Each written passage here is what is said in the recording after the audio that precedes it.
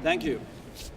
I'm Par Kettis from Castine, Hancock County, and I congratulate the Rules Committee on making this update of our rules. But it's one of the proposals they have that I'm not really happy with, and that is, I refer to page 62, and a couple of lines down, we come to two parliamentary authority. And there, the proposal is to, instead of starting with the Democratic Party rules and state law, we now start enumerating the rules we're going to follow with Robert's Rules of Order. And there are a lot of people who are kind of familiar with, partly with Robert's rules, because there are several hundred pages long. And there is a more modern, abbreviated version which is 207 pages long. And I'm sure that practically nobody has read it. And even so, we are invited to approve it as our main provision.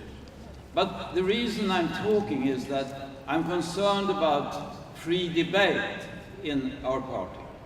And Robert's rules can be used to call the question and stop debate immediately. You have to have kind of temper this rule with additional, let's say, recommendations to chairs and to moderators using the Roberts rules, so we don't end up in a situation that the second kind of speaker calls the question and then there is a majority to stop the debate, and other people who wanted to speak to the issue are not allowed to do so.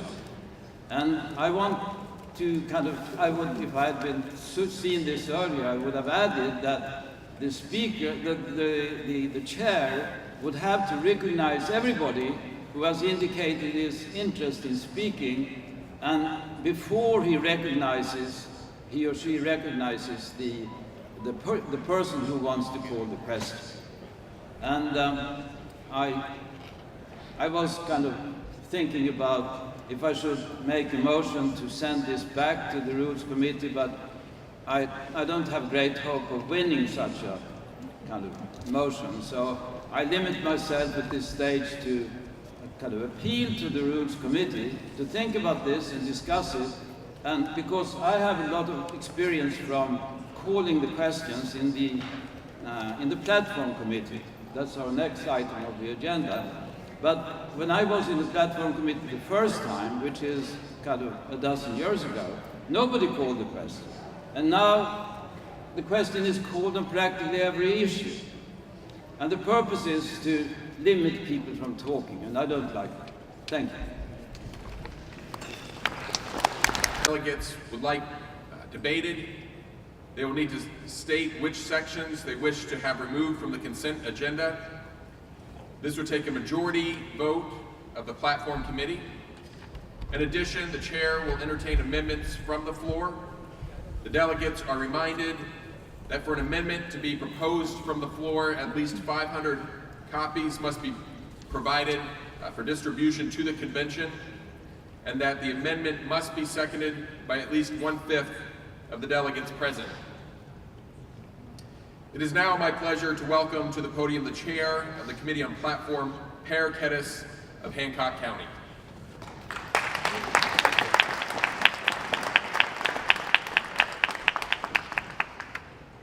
Thank you very much. And dear delegates, first I want to thank all the county committees for sending such outstanding members to the Platform Committee. These members have worked hard since last October, and they have shown great knowledge and dedication to the task. There has been an pressing agreement on all core issues that are dear to Maine Democrats. At the same time, there has been a variety of views on a great number of detailed issues. The votes on these issues showed a solid majority supported the Platform 2014 draft you see in front of you. I cannot remember a single issue where the vote was close, actually. But this also means that the minority views were heard and carefully considered. And that was the background to the comments I had to the previous agenda item on the rules. I would like to ask the members of the platform committee to stand up. There were about 40 taking part in this work, so we have a chance to thank them for their dedicated work.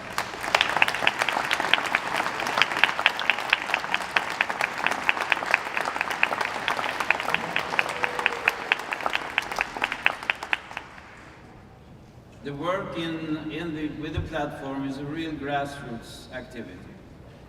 I want also to mention, especially, I've done that a little earlier, the person who did most of the administrative work of the committee, because we didn't have any staff, and that is our secretary, David Projansky, who is sitting somewhere out here. We'll give him a applause. After the Democrats lost the majority in the House of Representatives in Washington, there has been a misleading discussion in media about what the two major parties stand for. Columnists, especially, have been fond of the image of both parties drifting towards the extremes, left or right.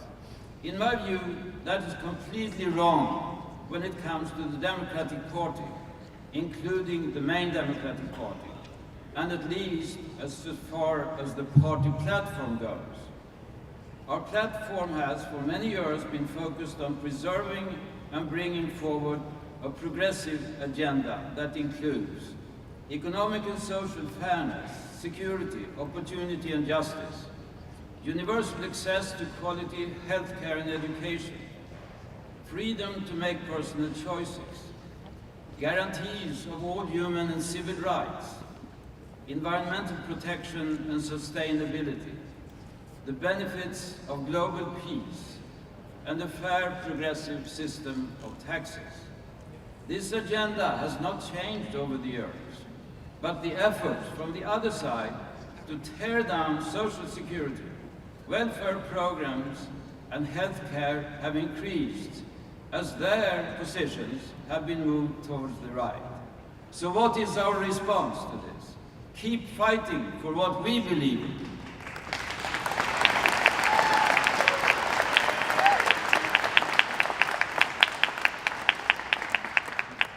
The platform draft confirms our belief that the government has an important and valuable role to play in society.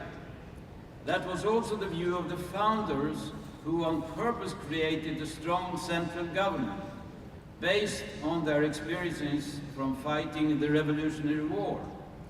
George Washington, Alexander Hamilton, and many others had come to that conclusion. Ronald Reagan's statement that government is the problem is very misleading and bypasses the reality. The important thing is what the American people, that is we, use the government for. The debate of what we want the government to do has taken new inspiration lately, not least because of Senator Elizabeth Warren, whom we all like, I'm sure. The views she's expressing come very close to the planks in our platform. We Democrats have a long tradition of supporting a society that includes everyone. Good jobs for all, good health care for all, a lifelong education for all, and good housing for us all. Our platform reaches out to everybody and supports a society where all can prosper. We are also inclusive and extend the basic benefits and rights to those who are in trouble or are special. All those groups are well covered in our platform. In the platform committee there was a discussion whose platform it is and what purpose it can serve. Some suggested that we should be listening more to our candidates for office, or that we should not include positions candidates are not interested in running on. However, the Maine Democratic Party rules, which we just talked about, leave no doubt. The convention, that is you, adopts the platform, and only another convention can change it. Of course, we believe and hope that those who are running as Democrats can agree with the content of the platform 2014, that you are getting ready to adopt.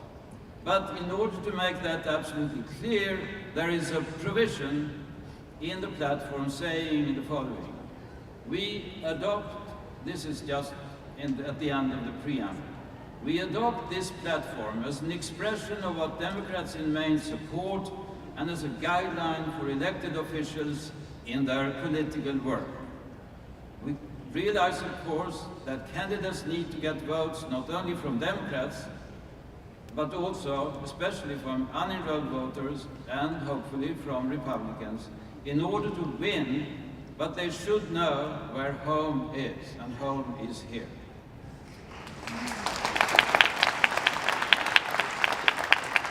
So now I will turn to the document in front of you, and there's one paper, 2 pages, and it says recommended amendments, Maine Democratic Party 2014 platform, and it's also called final recommendations of the platform committee. And you need that paper in order to follow the discussion. I hope you have it, and if you kind of have lost it because it was part of the package you received when you registered, I'm sure there are more copies somewhere. Anyway, on the left side you find the numbers of the amendments, and then there are abbreviations for the different counties. And on the right side, it's a recommendation, ought to pass or ought not to pass. And at the far right, it says CC, that is consent calendar, and there is indicated which items the platform committee at its meeting last Sunday decided that they would include in the consent calendar. And which letters? What do the letters represent? Ought to pass, ought not to pass. I couldn't hear that. The letters of the preference. Oh, the AD1 stands for Amendment 1. And there are altogether 11 amendments. At this stage, I want to say that, I'm sorry for that there are 2 typos on this document.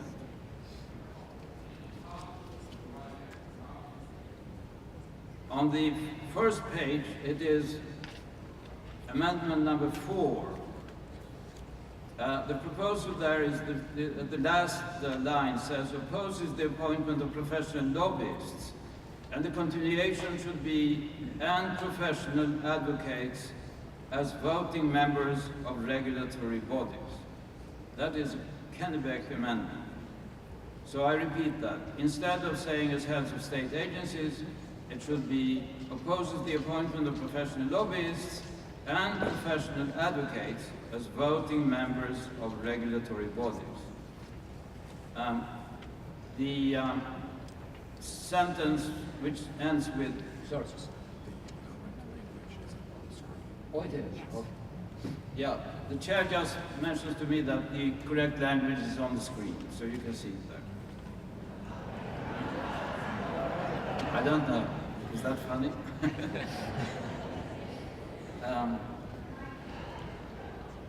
But that's the first page. To Amendment 8, there is also a typo. It should be stricken the words part of decision making. Part of should be stricken. Okay, I think I hand it over to the chair. Thank you.